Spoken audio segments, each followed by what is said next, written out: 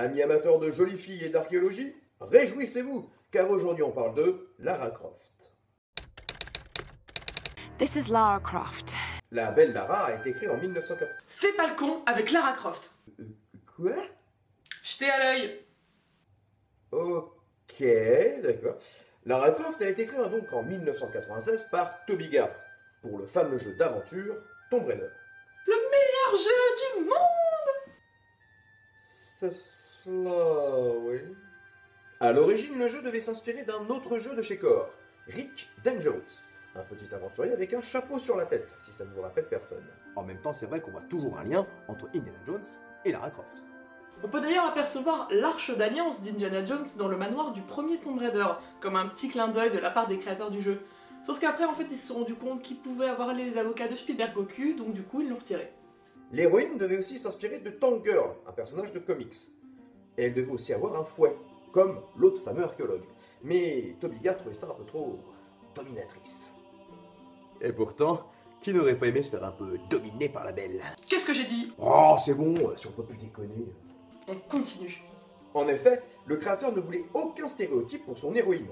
Il ne voulait ni d'une bimbo, ni d'une bodybuildeuse. À la base, elle devait s'appeler Laura Cruz et avoir des origines sud-américaines. Mais les petits gars de chez Core préféraient un truc plus british, point de vue de marketing. Ainsi, elle fut rebaptisée Lara Croft. Le nom Croft a d'ailleurs été trouvé dans l'annuaire. Merci pour l'info.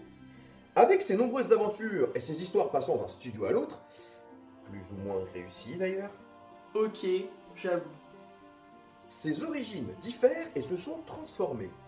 Une première version officieuse tirée du livret du premier jeu raconte ceci. Née le 14 février,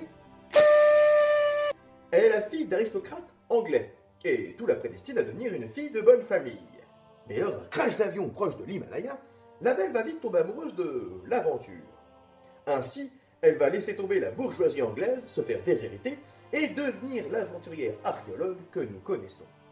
Et une deuxième version, celle-ci officielle, raconte cela. Lara Croft est la fille de Lord Richard Croft, un grand archéologue. Âgée de 9 ans, la petite fille va avoir un crash d'avion en Himalaya. Elle réussira à survivre pendant 10 jours toute seule. C'est pas un petit peu abusé ça quand même? Suite à cet événement, la petite fille va suivre son père tout autour du globe, allant d'une fouille archéologique à une autre. Mais à 15 ans, ses parents seront portés disparus, considérés comme morts. Mais ça n'empêchera pas Lara Croft de devenir la grande archéologue que l'on connaît, dépassant même la réputation de son papa. Du coup, on se retrouve avec deux versions. La première, où elle est la rebelle de la famille, et la deuxième, où elle suit les traces de son papounet. Mais dans les deux cas, elle a toujours son mentor, Werner von Croy, qui a un rôle très important à jouer. Mais en 2013, le mot « reboot » est à la mode. Du coup, l'histoire de Lara se réécrit dans un nouveau jeu, où il est question d'un naufrage et d'une île mystérieuse. On peut dire qu'en presque 20 ans, la belle a vécu pas mal d'aventures, mais c'est surtout imposé dans notre pop culture. Elle est d'ailleurs devenue un véritable sex symbole. Et c'est compréhensible quand on voit ces énormes... Wow, on se calme là. Ah ouais, t'es encore là toi. Elle a à son actif 2 films avec Angelina Jolie. Qu'on aime ou pas d'ailleurs. Oui, c'est sûr. Mais au moins dans le premier, il y a Daniel Craig. Elle a pas mal de comics et une tripotée de produits dérivés. Oui, je sais, j'ai pas de t-shirt Lara Croft aujourd'hui parce qu'ils sont tous au sale. Lara Croft est devenue une véritable icône. Elle a d'ailleurs une fanbase très présente. Un peu trop même là, hein. Je ne vois pas de quoi tu parles.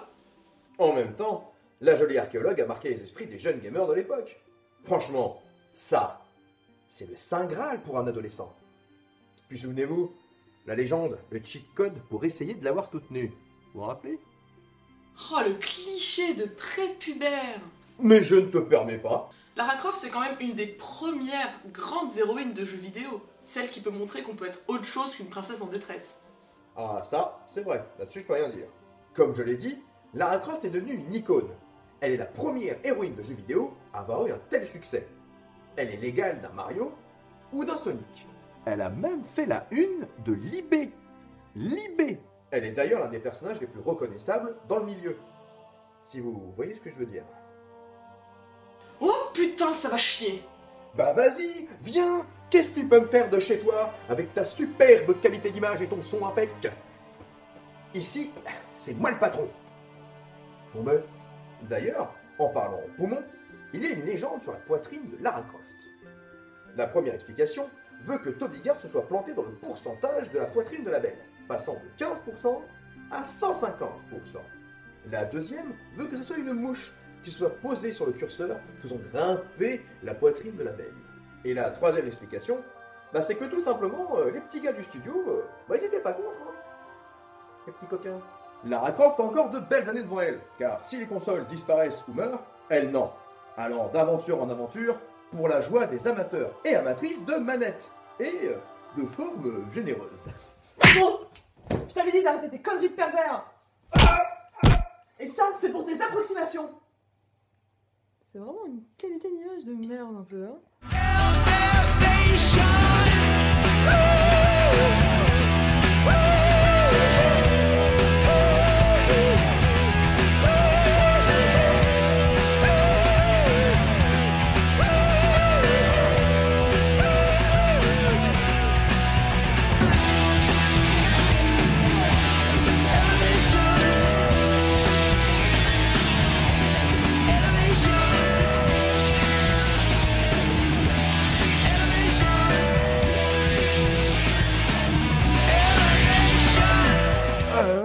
Elle m'a pas raté. Ah, je vous jure, on n'est plus chez soi. Oui, qui, vous, là? Faites quoi avec ces cordes? Ah!